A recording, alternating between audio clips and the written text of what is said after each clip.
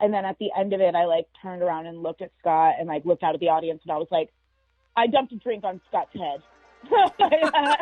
And I was like, I would like to take the time now here in front of everyone to apologize to Scott.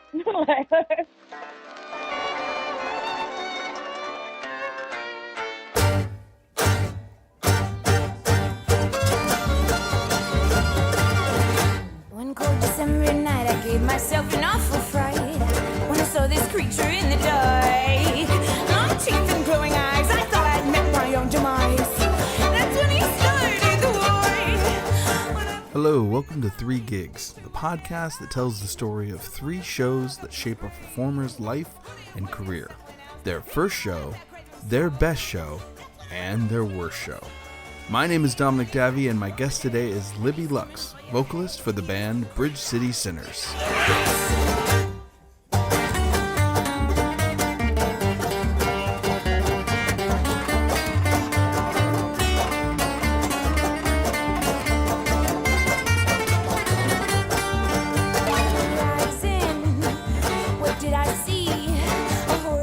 Welcome back, everyone. It has been a minute. I am so excited to have a brand new season of 3 Gigs podcast for you all to enjoy. This next set of episodes has some amazing guests with some fantastic stories to share, and I cannot wait for you to hear them. Honestly, there are some of my favorite bands in this next batch, some really incredible groups that I can't wait to introduce you to. You're going to be stoked, I promise. Since the last episode, my band Tsunami Bomb has kept me pretty busy, and we finally dropped a brand new album on Alternative Tentacles Records called The Spine That Binds. Please give it a listen if you get a moment. You can find it anywhere you enjoy or buy music. I mean, I'm biased, but I'm pretty proud of it, so I hope you like it.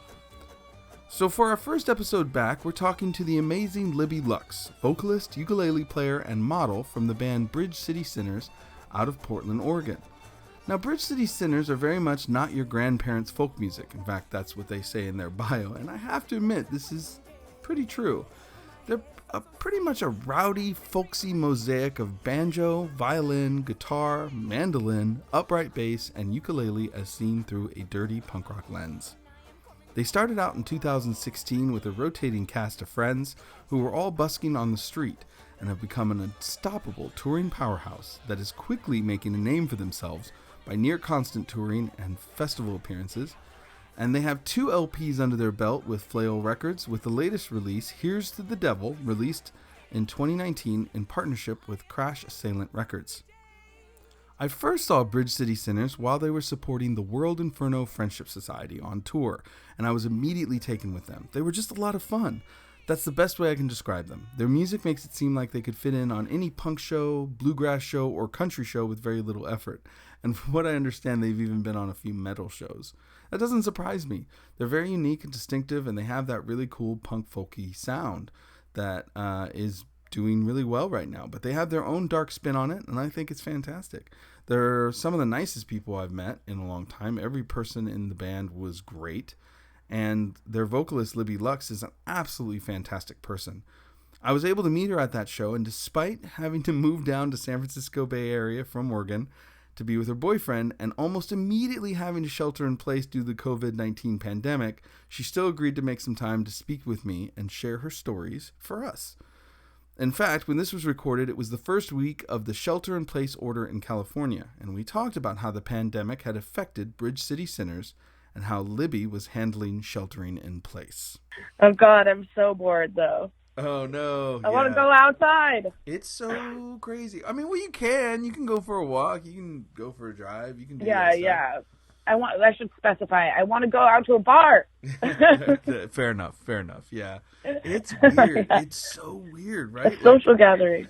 I am really still kind of in a state of like, is this actually happening? Like, I'm not... Right? I have never seen anything like this in my lifetime. Yeah. No, I don't think there's ever been anything quite like this. The toilet paper has never run out in my lifetime. Can we talk about why people are freaking out and going straight to toilet paper?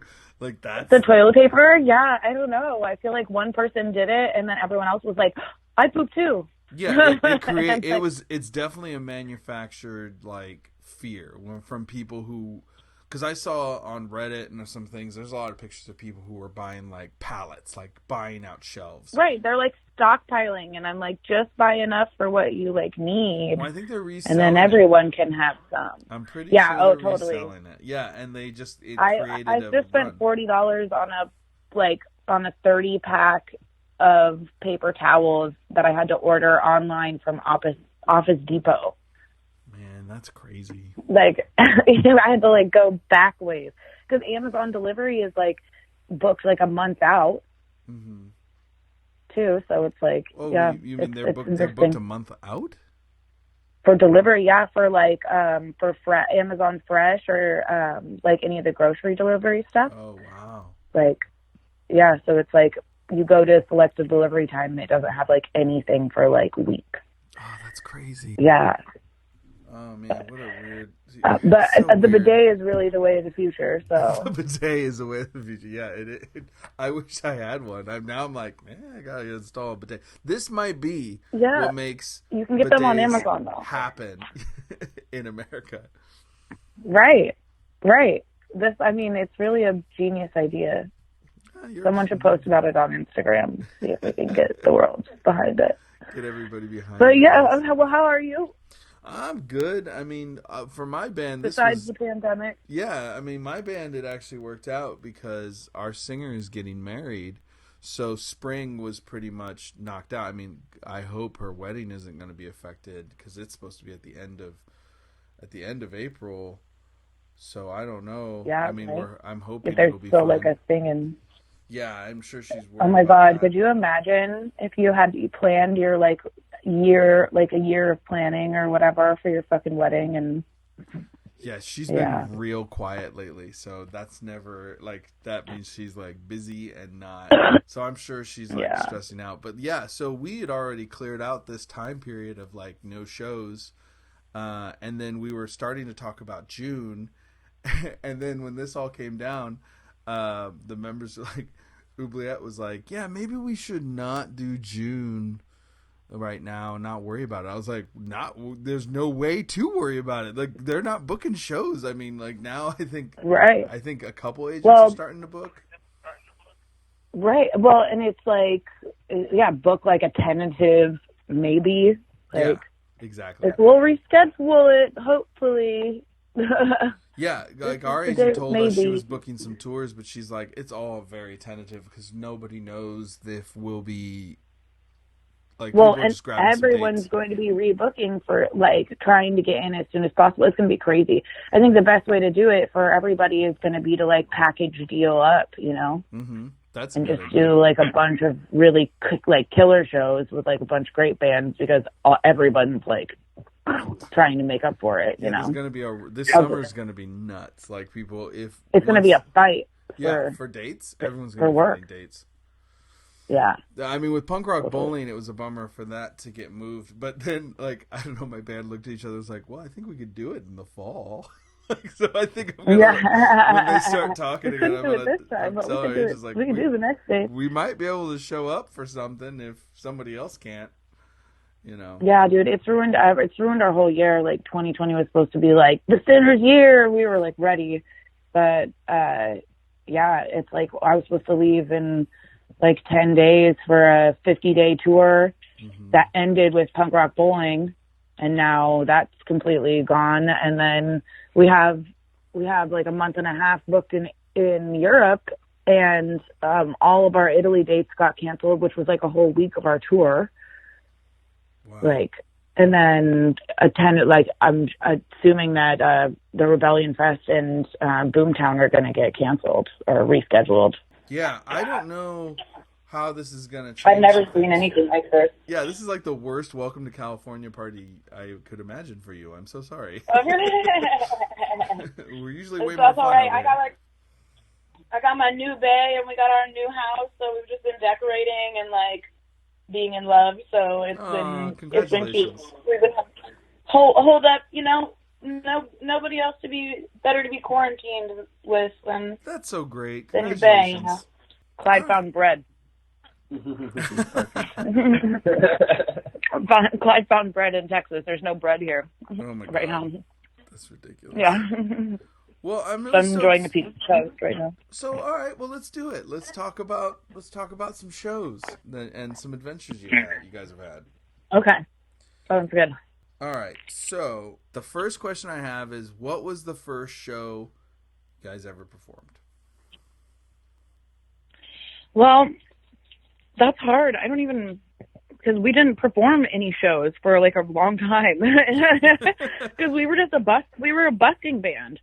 Oh, So it was like we would just be like, hey, there's like the Alberta Street Fair in Portland every like third Thursday. They will like shut down the whole street and have like music and food and art and stuff. Very Portland. And we would just like take our instruments and go down there and just play like whatever covers or whatever was easy enough to like get a group of people who didn't practice to play together. So we really didn't have a lot of like live shows at first, and we would play like open mics, things like that. We started off of Craigslist, and we just like played music for fun and with no intention of it actually going anywhere at all. Right. That's actually kind of more honest than most. I mean, most people are like, I've had a bunch of people on the show, and generally it's just like come together for some purpose, but you guys it wasn't even an intent to actually play shows. You were busking. You were just Nope. Yeah. It was just, we were just busking. We would make some money and get some beer, and that was it. So yeah, it was just for a good time. Yeah. And then who came up with the people band? kept asking us. Oh, okay. So, well, Michael, our guitar player, posted an ad on Craigslist that just said like, hey, I'm in like my 20s and I like to play music like this, and does anybody else want to play music? And so I responded and was like, yo, what's up? I'm also in my 20s and I like to play music like that. We should hang out. And he was like, oh, I'm going to be at this open mic tonight. And so I went to the open mic, but he didn't know what I looked like. So I hid in the back and waited until he played to make sure that he was any good. I like how you gave him an audition and he didn't know it. That's And he did, yeah, he had no idea he was.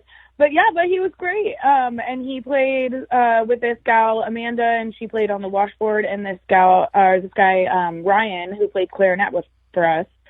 But yeah, they were wonderful. And then we would just like get together and busk, and then slowly, like, more members. I knew Scott, our bass player, through Tomas, who is from Profane Sass, which is an excellent band.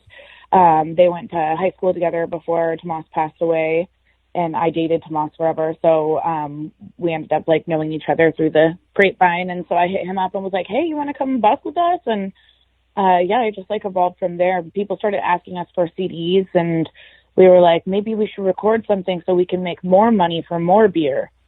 And then so we recorded our first little album, but it's just like a handful of covers. Like there's like a song I wrote on there when I was like 19. It was pretty much just like whatever we could put together to like sell people.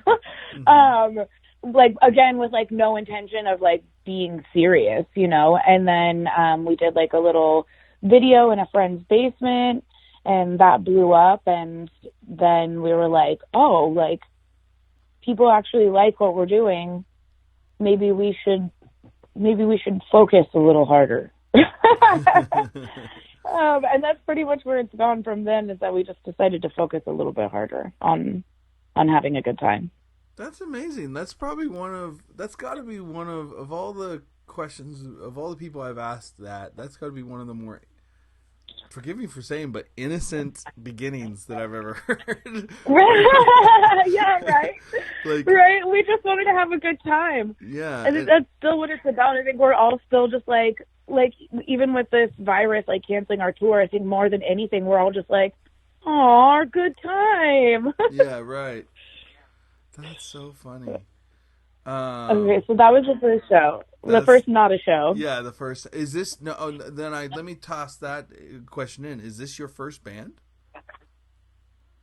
It is my first serious band. When I was 19, I played in a band with quote unquote band. It was just, we were called the Bloodbath Burlesque Orchestra, and it was just me. I played the banjo, and my best friend, coworker, roommate, bandmate played the accordion, and it was just me and her. And for some reason, we were an orchestra. But but yeah, we just, again, it was mostly just like covers. We did like a cover of like Cyndi Lauper's "Girls Just Want to Have Fun," and like we just, yeah, again, just played for fun. It was mostly just busking. I kind of grew up in that, like I grew up in like the punk scene, and then kind of moved over into that like traveler, like Oogle scene, and like ended up in New Orleans playing music and things like that. So, but yeah, that was, so I've always I've always been playing music since I started, but nothing like solid like the Sinners. Right. What I mean, and I'm throwing these are bonus questions. Like, what got you into playing music? Because was it the excuse to Oh travel, my God. or like... Okay. So bring it back to Tomas. So I dated Tomas from when I was 15 until I was like off and on until I was 20. Mm-hmm. And when I was like 18, he left, and we like broke up, and he was like, I'm gonna go travel and like play music, and I'm gonna like go hop freight trains and travel the world. And I was like, you're breaking up with me? And he like left to go like be in love with music. And if I'm 110% honest with myself, I really remember picking up an instrument for the first time and being like, I could fucking do that too. Like, it was almost like out of spite. Like I was like, oh, like, you think you're so cool, you can go out there and play music? Like, I can do that too. I can do better. Like, so that was really what got me started playing music, was just my want to be like, spite. I'm cool too. Spite and revenge. Yeah, totally. Not so innocent as the beginning of your band, but good reasons nonetheless. Yes. Well, actually, that's what got me started. Like, I saw my friends' bands playing, and I saw them kind of fuck off a little bit on some stuff, and it got me frustrated. And I was like, dude, if I had a band, I wouldn't like treat people like that, or I wouldn't be all like whatever. I was like, I'd actually give a shit. So I was like, you know what, I'm going to start my own band. I do give a shit.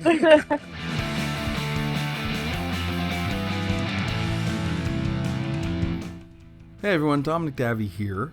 Do you like geeky things? Because I know I like geeky things. And if you would like to find a new place for some cool geeky things, please check out my web store at thedinosaurfactory.com.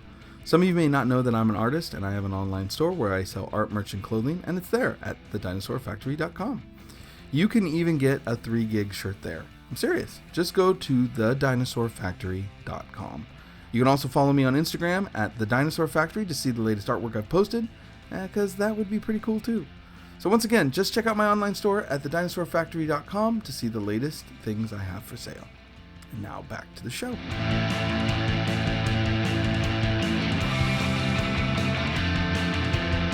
Okay, so if that's the story of how you and Bridge City Sinners came to be, what would be, with your first shows, how it formed, what would be one of the best shows you've ever played? Like a moment, and when I say that, I mean like moments that you've had, one or many, where you look out and you're like, oh my God, this is everything I wanted. The fuck, yeah, right. Maybe that well, helps. This last tour, Denver, Colorado was definitely one of those where we like looked, I like peeked out behind the curtain and I was like, what the fuck? Because it was like we were headlining, so it was like everyone was there for us, and it was like 400 people in that room, which like we've played bigger shows, but it's like it's been like a package, you know, kind of thing, and that was like people were there for us. In Denver. So in a town in Denver, in a city, you know what I mean? I always tripped off that when we had never been there before, too. Right. So you show up and like all these people come out and you're headlining. Yeah, it's interesting. Yeah, when you've never been somewhere before, to be like, here we go. Like, let's see who shows up. You know, I, sometimes it's a packed room and sometimes it's not. I always wonder how other musicians handle it because I feel like I always have a lot of anxiety when Oh Tsunami my Bomb god. goes to a town that we haven't either been to in 10 years or we haven't been to at all. And I'm like, is anybody going to show? Is anybody going to care? And then Is sometimes, there a punk scene here anymore? yeah, Like, does anyone. does it even exist? And like it's sometimes I see like other bands who will play shows somewhere to nobody or to anything. And they don't seem like they give a shit whether there's people there or not. And I admire that, or if they just seem that way. But Right. I'm like always Right. anxious, going like, "Oh my god, nobody cares. Why do Well, we and do this? I know nobody likes me. I do. No I one's get gonna inside my show." own head so hard. And then it's Um, packed, and then well, I'm and I like, have "Oh a my hard god." time. I have a hard time putting on my best performance when there's no one there to perform for. You know, like, but I need, like, you have to remember to, like, everyone who is there, like, deserves that same performance. Right. So, Right. but you do. it's hard to, like, mentally be like, I'm gonna totally just fucking rock out right now alone. to five stairs and a couple golf claps. That's what I'm rocking out for. Yeah, right. But it's like at least they fucking showed up. But I think one of my favorite shows that we've ever played though, like that was just one that made me go like, wow. Yeah. But I think one of my favorite shows was in December we played a benefit show for One America and the Northwest Immigrant Rights Project. Well, I hope I got that right. But and it was us and Days and Days and Amigo the Devil and Andrew Jackson Jihad. And it was 2 days in a row. So we were there. We played Friday and then we played Saturday. And I got an Airbnb for the night. And, like, it was just, like, the best time. Like, we all got to spend, like, good time together. So, but I think that was one of my favorite shows that I've ever played just because, like you become family when you see each other on the road. Like, and whenever you reunite, it's like, oh, my love. Like, Yeah. so, and Days and Days are just great friends of ours, and Danny's like one of the most amazing people I know. I didn't get a real good chance to get to know Andrew Jackson Jihad group at all, but It's funny. People don't know. That's one of the reasons I always loved. Like, I love festivals. I don't really love going to festivals. I'm like, oh, the it's a worst family audience. reunion. But yeah, like this last Warp Tour that I played, the 25th, the last one they did. It was like I don't get to see everybody at one time like that. You know, it's just so great Right. to see all these bands at one time in one place. It's so cool.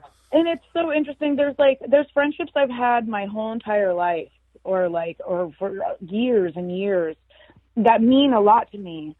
And then, but there's like friendships that I have with people that I maybe actually only spent like a total of like 5 days with that person, but like periodically through like 2 years, you know, like. But those relationships, it's like when you see each other out in the world and you're on that adventure, it's such a stronger bond than anything I've like ever felt with like people from home. Like, it's just a totally different type of friend that you can like adventure and It's yeah, different. do like a festival tour. Yeah, it's totally different. You bond. There's like a weird like bond, you know. And there's people I haven't seen in a long time, bands I haven't seen. But if I saw them again, it would be like, I know it'd be like no time has passed. Just doesn't skip a beat. Yeah. Right. Yeah. But it's Those are the best friendships. It's a weird little vagabond life that we all live. It's interesting. Right.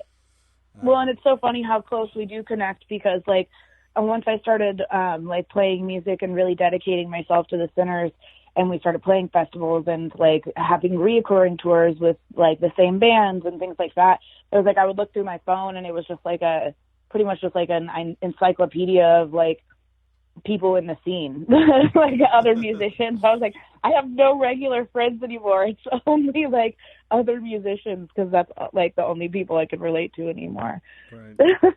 And it is hard to explain. I mean, it's hard to explain this life. That's kind of why I wanted to do this podcast. Is like part of it was, okay, how can I give the best example of our weird little life and make it feel like somebody's sitting in on a conversation that I might have while I was on tour with somebody who was in another band on tour, like what we could talk about. Right. And how I could make them A understand. little glimpse into that connection. Yeah, because it's like, I mean, it's like, not everybody's going to know what it's like to sit there in Denver, Colorado, and go, oh my God, we're headlining. Is anyone going to show? And then peeking your head out behind the curtain and go, oh my God, there's a crowd here. Oh my God, it's going to work. I'm going to barf. I need. Do we all need to pee? We should have peed. Who didn't pee? Yeah. No, totally. Where is the fiddle player? I haven't actually asked where my fiddle player is because I don't have one, but I've definitely asked like just about everybody else: keyboard, guitar. Yeah, right. Drum. Okay, the bass. Where is the bass player? I guess the fiddle player is a little bit more particular to my subgenre. But it's a solid concern. Those damn fiddle players, all over. You never know where they're going. He's actually probably one of the more responsible ones. Where is the guitar player? That's the real question. Those are the crazy Where is Michael? That's funny. So so that's a good combination of really best experiences of going out to a town you've never been at and seeing a crowd appear for you the first time you're headlining on your own out there, and then another show which was like a festival and a benefit where you're surrounded by all these people. It's pretty. It was like a good cause, good people.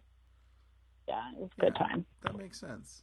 All right. Well, if those are the best experiences where you were like, oh my God, this is amazing.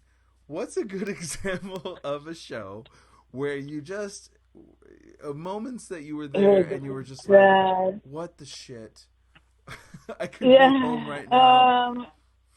Oh my God, right. Why am I doing this? Every night before every show, me laying in the back of the van being like, no. Yeah. Let's see. What's a bad one? This last tour, Clyde puked in his backpack. Oh, no.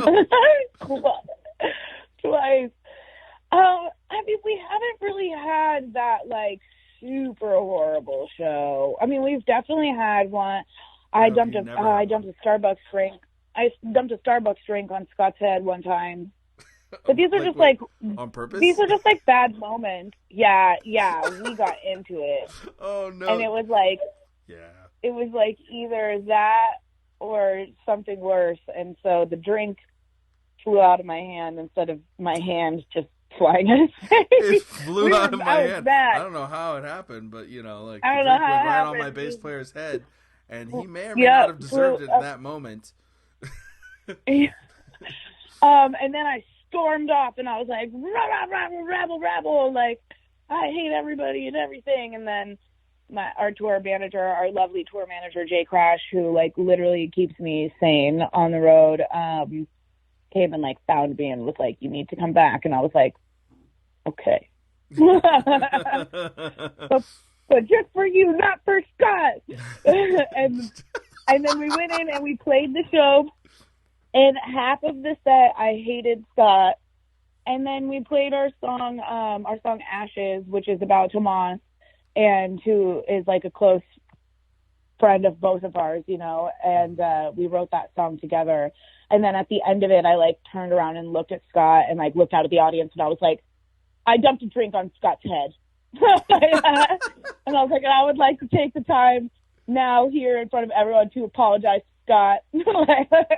and then we did like a big group hug on stage. So it's like we have our moments for sure, but we haven't had a show that was just like garbage. You're not really a good secret keeper, are you? You're like, I feel guilty about this. I'm going to tell everybody what's going on. Oh my God. Yeah, I'm horrible. Please don't tell me anything you actually want me to keep a secret, because I will just like fucking explode. You can just see it in my face. I just have to tell somebody. Yeah, not a good secret keeper. No, I mean, and those things, those moments happen. They happen when you get into it. Like, oh, don't they? Yeah, I mean, we're family, man. Well, also we all care so much. Like everybody wants it to be right, and then you just get annoyed, and then you have to deal. Like, there's nowhere to run. You don't have any space to go. Yeah. Like you're just You stuck can't get there. away from them.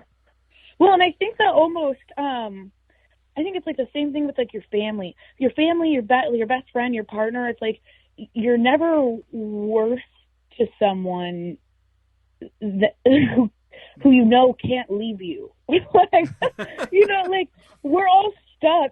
So I can be a total fucking brat, and I know you can't leave me. We have a thing. Like, right. You need me, I need you. Like, we could just be real as hell right now. But our fiddle player, I think he said it best. That tour is just pretty much like learning how to like navigate each other's feelings. Yeah, no, Right. and it's true, and giving each other space and learning patient. what people need as individuals on their like daily, you know, like and learning what you need. So, like, right, yeah. Oh my God, I had seriously. to learn how many things I was like swallowing, you know, like and just like not dealing with and just getting like pretending that everything was fine when I was actually right. Shove it down. It's okay. Yeah, bury it. I don't care that you leave your dirty socks all over the fucking van. Oh, my God. Yes. Like, why am I sifting through your dirty socks? Oh God! Yeah. You just gave me flashbacks of so many things. How many shoes or do when you you need? Live... A whole bag for shoes? Right. Why are you taking up this entire seat with your garbage? Yeah, like we have Who to took their shoes off? Who took their shoes here. off? You can't take your shoes off in a confined space like this. Oh my God! It's so true. It's so true. But it's like, yeah. And I gotta actually put a shout because you mentioned it. Like in our band, our tour manager is like the ultimate peacekeeper. And I mean, we all love each other. Dude. And we don't tour as much as you guys do. We used to, but now we don't.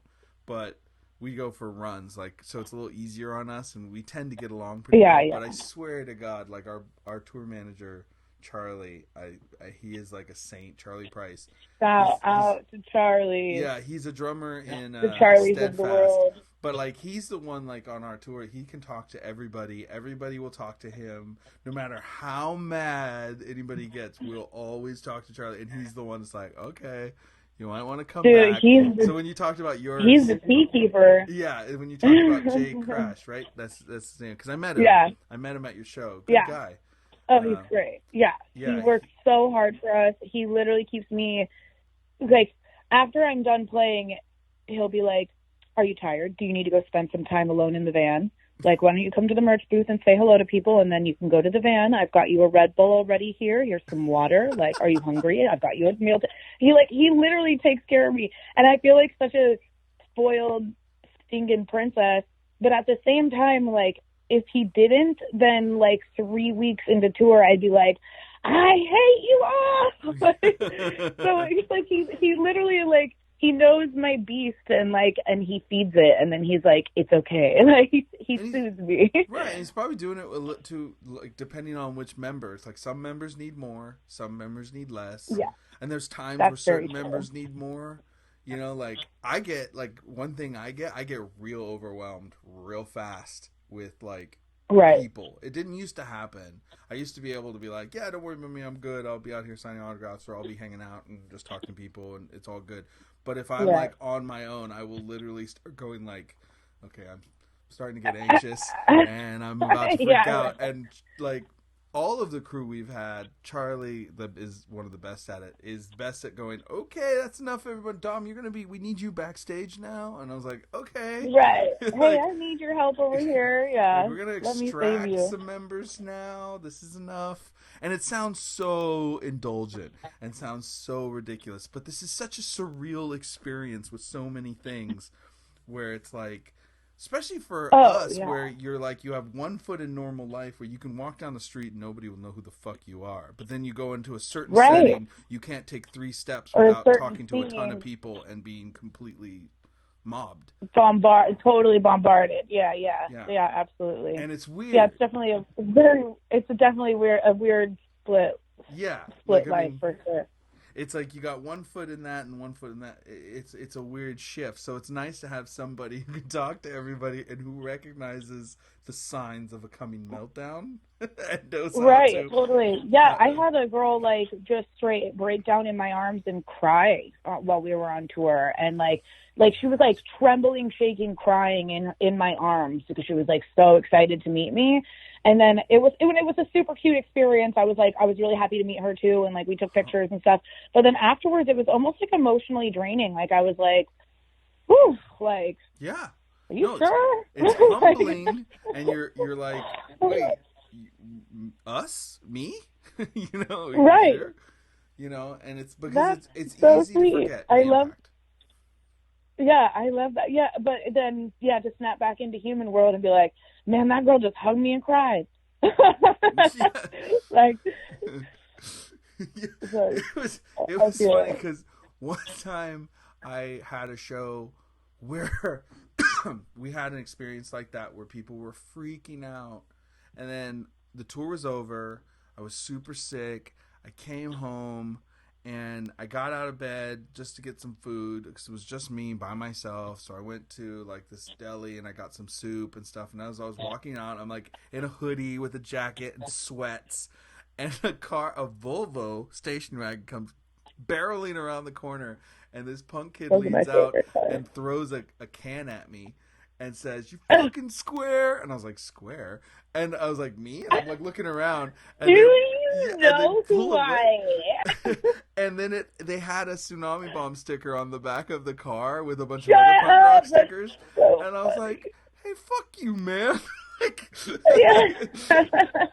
it was like, it's funny how many reminders, like, you can have this moment with somebody who is incredibly blown away and remind you that, like, oh my god, the things I've done actually matter to somebody, like they've affected somebody. People, totally. And then you get back, and that part blows my mind too. And then you get back and a check will bounce, and like nobody gives a shit, and like everything's like you're just on your own. Well, you're like, I'm sick and I'm all alone, and then that's such a reality too of like tour. It's like you go out and you're like just with people every day, with your friends every day, like, you know, partying every day, like right. Every day's an adventure, a party, and then you come home and it's like, sup work. What's up, lonely void in my bed? Sup work. Yeah, right. And it's back to reality, and it's definitely, sometimes it can be almost like, I almost feel like it's like a seasonal depression for me sometimes, just like to get back home after the tour. It's like such a high of being on tour, and then you get back and it's like, everything slows down. When I was touring nonstop, there was a time when there was a couple of years there where I was like gone 10 months out of the year, and I felt like I get back and I'd be like, when did this building go up? When did you guys break up? Like, what just happened? You have a new boyfriend? What the hell? Like, wow, you're pregnant. Yeah, exactly. Right. You're pregnant? Like, I mean, it was like, or like, do I even know anyone who lives here anymore? Yeah, what happened? Like, I was just gone for 10 minutes. It's like, dude, you've been gone 4 months. And I'm like, I've been gone for 4 minutes. It's like, yeah. So that's how it feels too. Yeah, it goes by really fast. And then it's so funny because it's like, yeah, it goes by really fast. And then when I'm in the middle of it, I'm like, fucking 15 more days. Like, oh my god. Why? Well, I went down to St. James Infirmary and I saw my baby there. She was laid out on that long white table, so sweet, so cold, so fair. Well, I went up to see the doctor.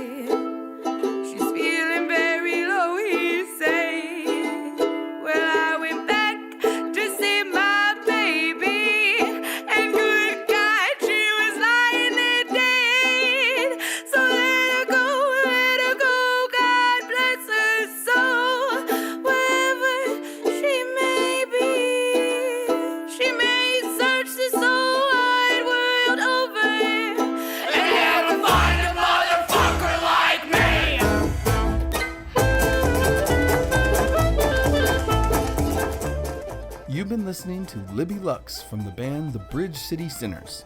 If you want to find out more about Bridge City Sinners, and I think you should, find them at bridgecitysinners.com. They have links to all their social media on their website, and you can hear their music on your favorite music service, or you can order the record wherever music is sold.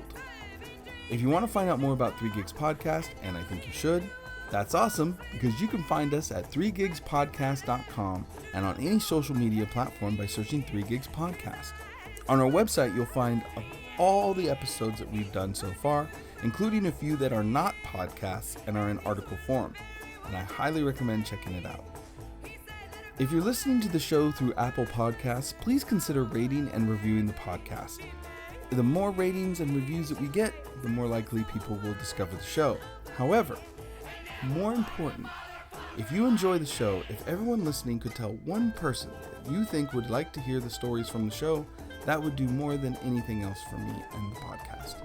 I would very much appreciate it, so please let someone know about the show that you think would enjoy it. It means a lot, and I think if everyone tells one person, that'd be enough. We open the show with Creature from Bridge City Sinners off their latest album, Here's to the Devil, out on Flail Records and Crash Assailant Records. And we're closing with St. James Infirmary by the Bridge City Sinners off their self-titled debut album on Flail Records.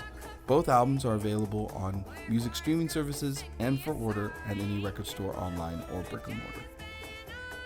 Thank you so much for listening, everyone. I hope you enjoyed the episode. I can't wait to show you more. It's really good to be back, and I will see you next time.